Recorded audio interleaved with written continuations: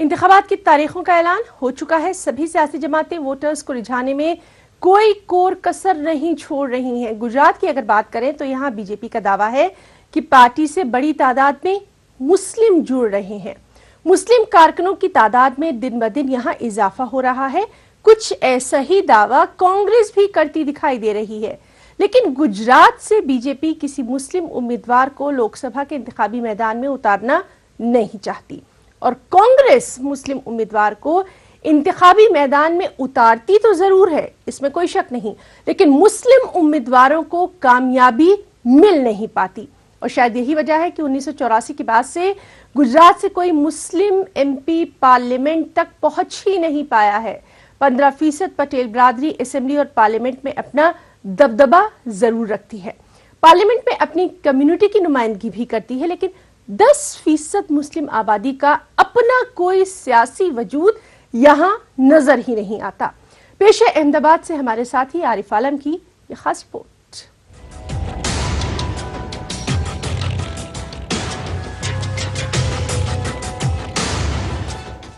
जहां एक तरफ गुजरात में मुसलमानों की आबादी के हिसाब से सियासी हिस्सेदारी का मुतालबा किया जाता रहा है, वहीं इस मामले को लेकर सियासी पार्टियां कहती हैं कि हम किसी उम्मीदवार का मजहब देखकर नहीं बल्कि जीत हार को सामने रखकर टिकट देते हैं।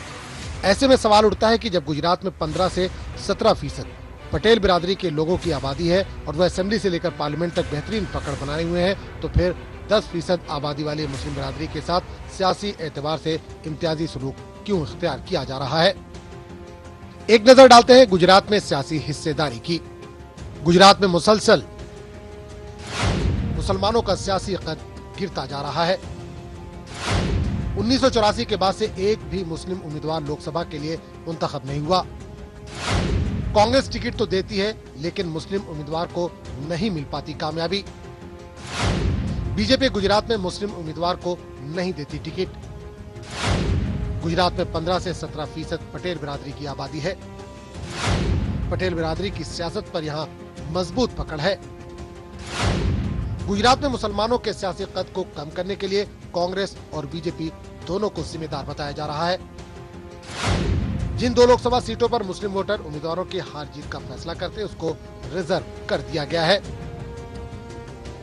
इस मामले पर अहमदाबाद के लोगों के मुख्तलिफ राय देखने को मिल रही है। कुछ लोग इसके लिए सियासी पार्टियों को जिम्मेदार बता रहे हैं, तो कुछ लोग इसके लिए गुजरात के फिरकावाराना ज़हनियत को जिम्मेदार बता रहे हैं।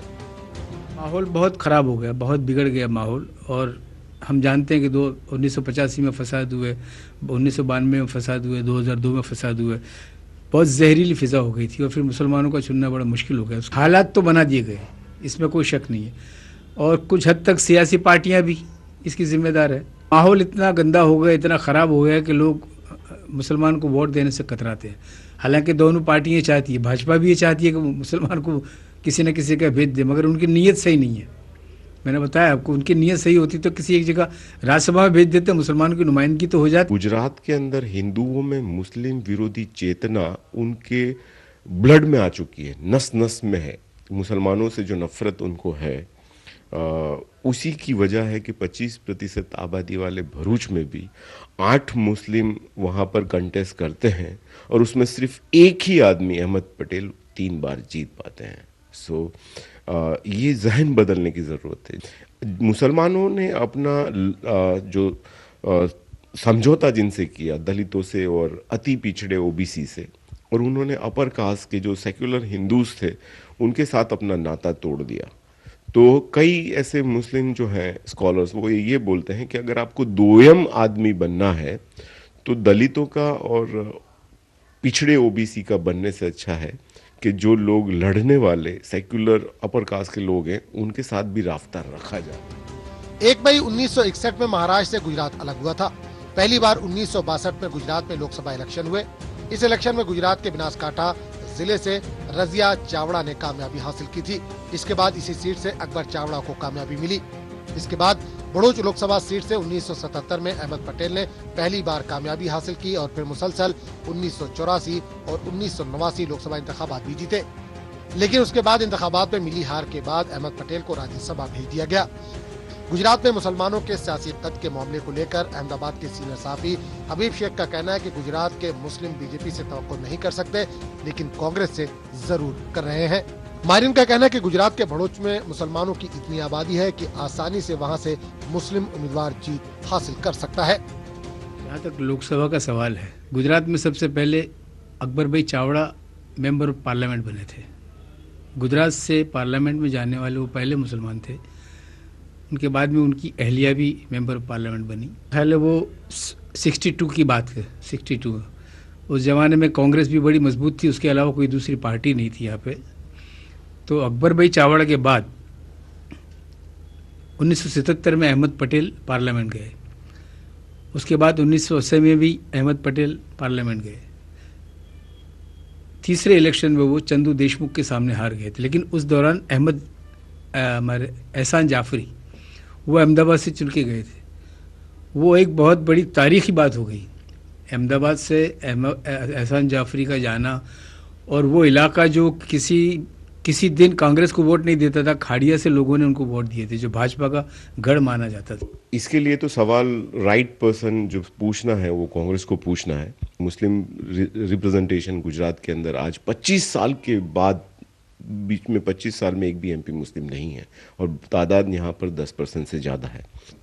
कम से कम यहाँ से अगर हमारा 10% की आबादी है तो 2 से 3 कैंडिडेट हमारे एमपी के यहाँ होने चाहिए। भरूच के अंदर मुस्लिमों की तादाद 24% है वोटर की, 24 से 25%। वहाँ से तो मुस्लिम जीतना ही चाहिए। सन 1977 में जब इमरजेंसी के बाद भी कांग्रेस का गुजरात में बोलबाला रहा। इसी साल अहमदाबाद की सीट से 2002 गुजरात फिरकावाराना फसादात में शहीद होने वाले एहसान जाफरी की जीत हुई थी। लेकिन अहमदाबाद की बढ़ती आबादी को लेकर इस लोकसभा सीट को 2 सीटों में बांट दिया गया, अहमदाबाद मगरिब और अहमदाबाद मशरिक।